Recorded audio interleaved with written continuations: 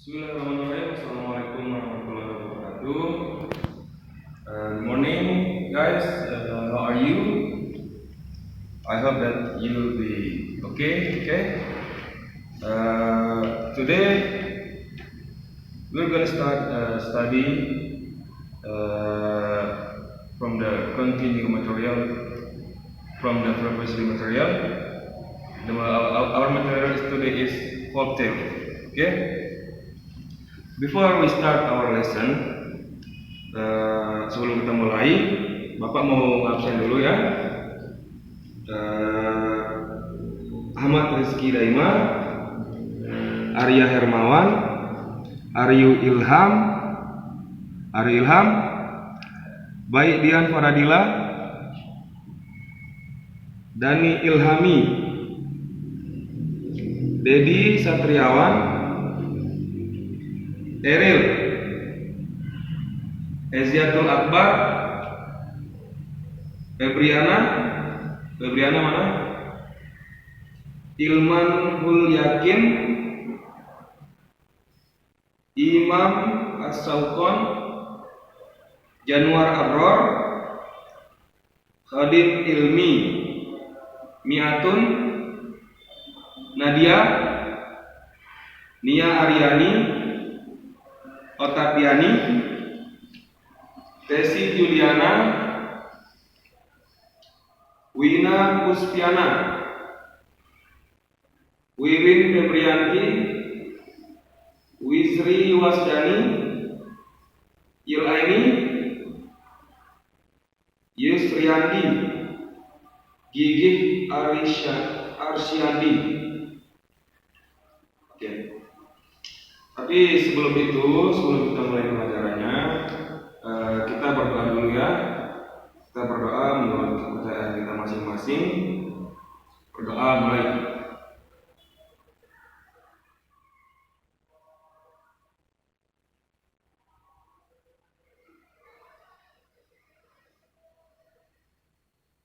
Selesai. Baik. Di sini ada yang pernah mendengar apa itu folktale? Folktale, ada yang pernah dengar? Belum ada ya? Oke, kita bahas ya. Jadi di sini folktale itu adalah tradisi bercerita yang disampaikan dengan bahasa lisan. Tahu, mengerti apa itu bahasa lisan? Ya, bahasa yang disampaikan dengan cara berbicara tanpa melalui tulisan ataupun media lainnya. Folktale itu biasanya diceritakan dari generasi ke generasi secara turun-temurun melalui yang tadi Bapak jelaskan tadi, melalui lisan. Lalu story-nya menceritakan tentang apa? Biasanya story-nya itu misalnya menceritakan tentang kehidupan masyarakat, di mana alur ceritanya itu penuh dengan imajinasi, perjuangan, dan semacamnya. Bisa berupa kekuatan yang supranatural atau ketakutan seperti itu ya. Folktale sendiri juga bisa menjelaskan cerita tentang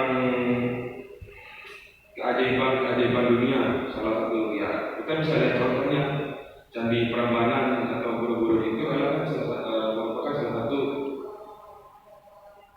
situs budaya yang sudah dikenal dunia, di mana itu dalam cerita rakyat ataupun legenda tentang Jawa itu dipenuhi kekuatan magis atau supranatural. Oke, kita lanjut ke. Di sini ada tipe-tipe folklore sendiri ya. Sebenarnya tipe folklore itu ada beberapa macam, tapi di sini Bapak ngambil dua.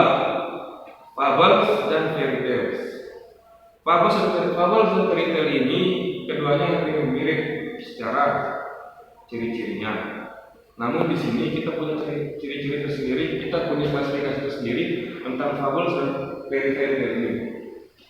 Kita lanjut ya. Ini ciri-ciri yang dimiliki oleh fabel.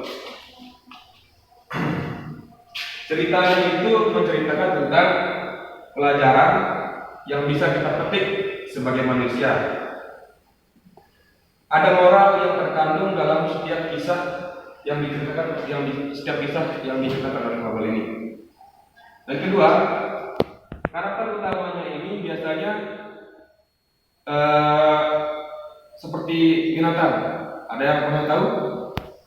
Pernah mendengar cerita tentang fabel? Contohnya kayak gimana? Ya, biasanya kalau kita ketika kita masih kecil, fabel ini kita diceritakan, orang-orang tua kita menceritakan tentang si kancil atau yang lainnya timun emas. Timun emas itu manusia ya. Si kancil ini salah satu contoh dari cerita fabel. Yang kedua, perspektif dan temanya itu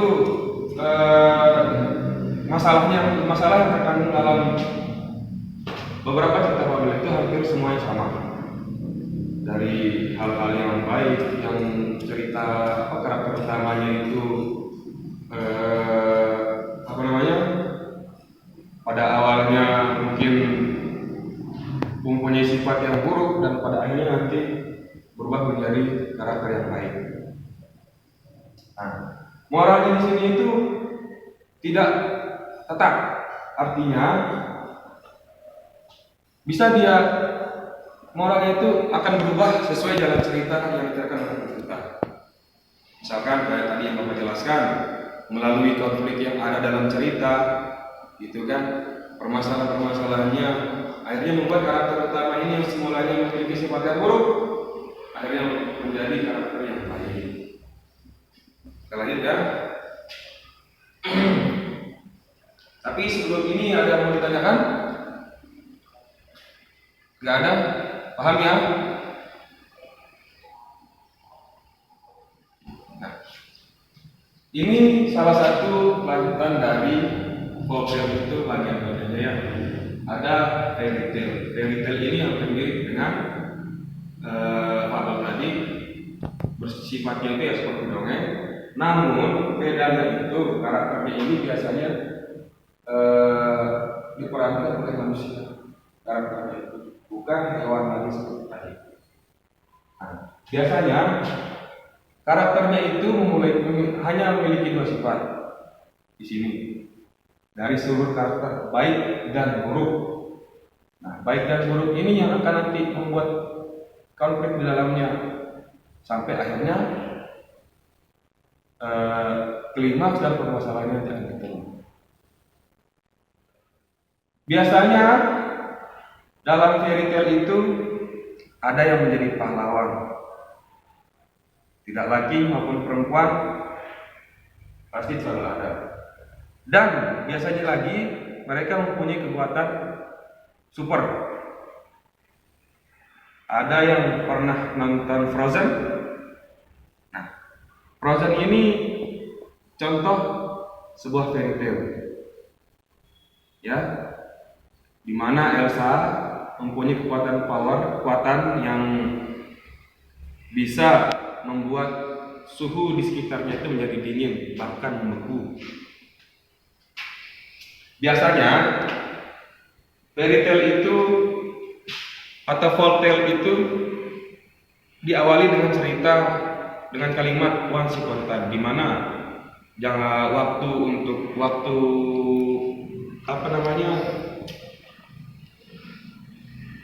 ketetapan waktu yang tepat latar ceritanya itu masih simpang siur, artinya tidak dijelaskan secara rinci.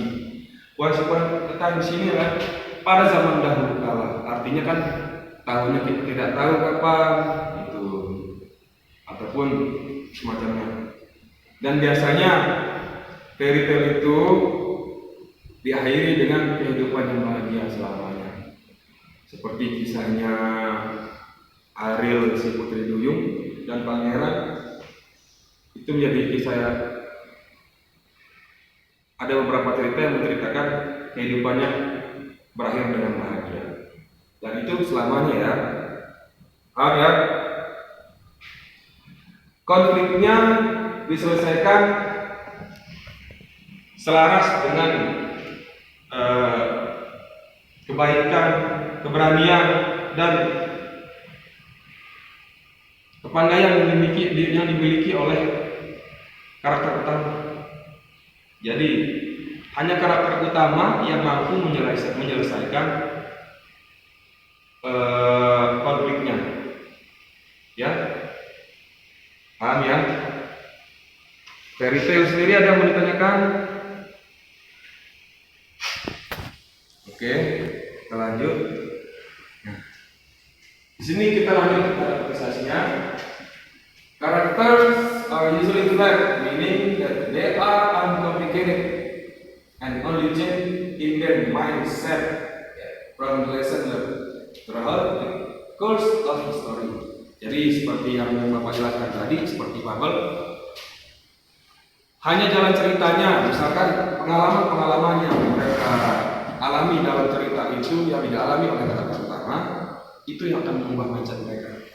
Yang mungkin dalam sebelumnya mereka memiliki karakter atau sifat yang buruk, akhirnya nanti mereka akan menjadi karakter yang baik. Contohnya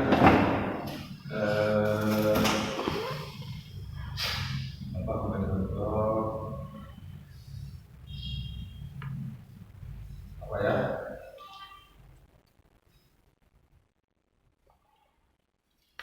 Lebih tepatnya tadi ya, si Kaji menunjukkan juga untuk karakter sendiri. Elsa sendiri ini ada pengalaman-pengalaman di dalam kisah proses itu kan, di mana dia mempunyai pengalaman yang buruk dengan kekuatannya, akhirnya dia menyendiri dan membuat kerajaan sendiri, dan itu mengajarkan dia menjadi orang yang menjadi karakter yang lebih baik lagi.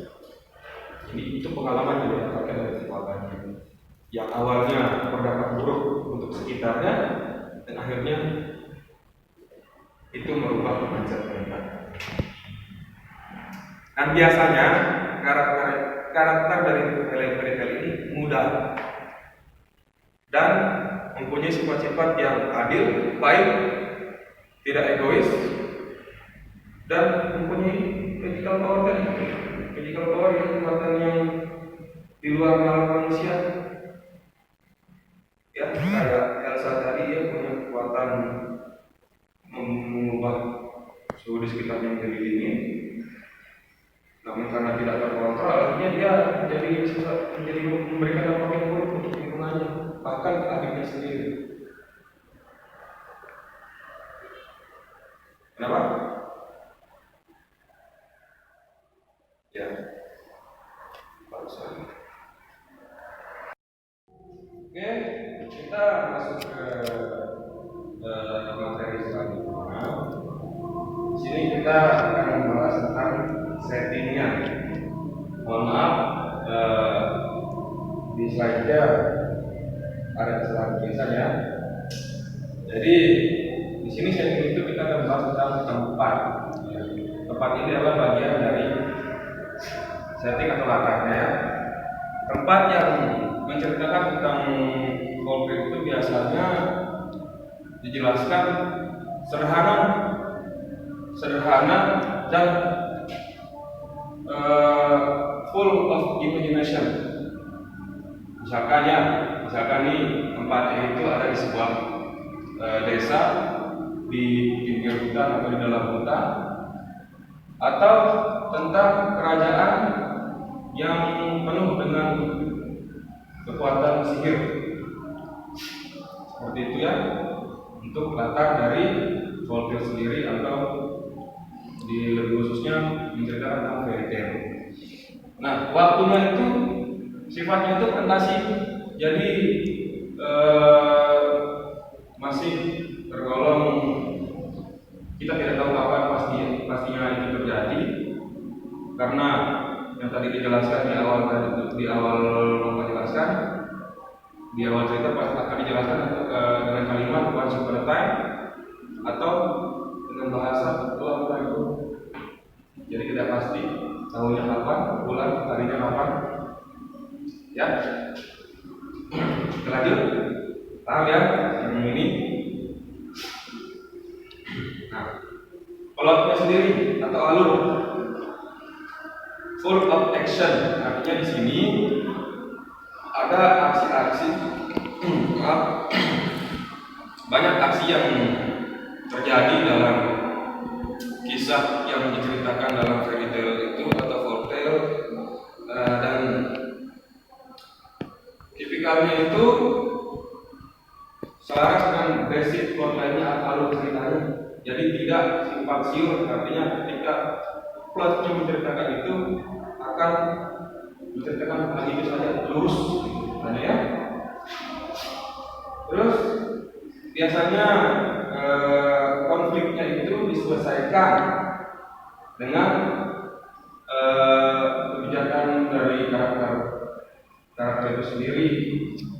Artinya kelebihan-kelebihan yang dimiliki oleh karakter utama itu akan menyelesaikan konflik yang terjadi dalam cerita.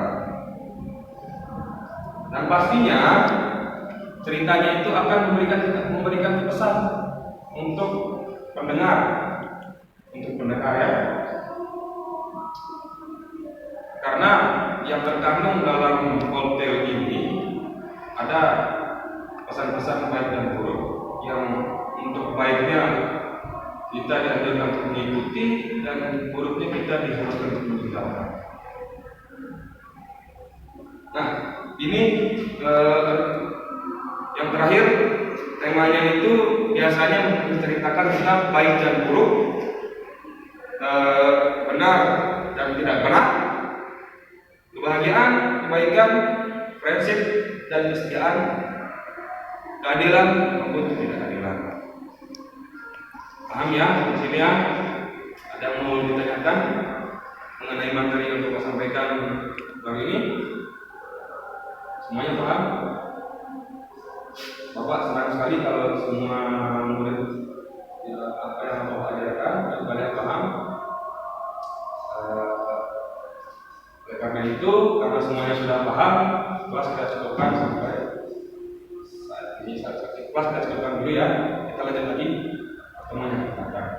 Untuk tugasnya, Bapak mungkin belum bisa memberikan tugas secara pribadi, tapi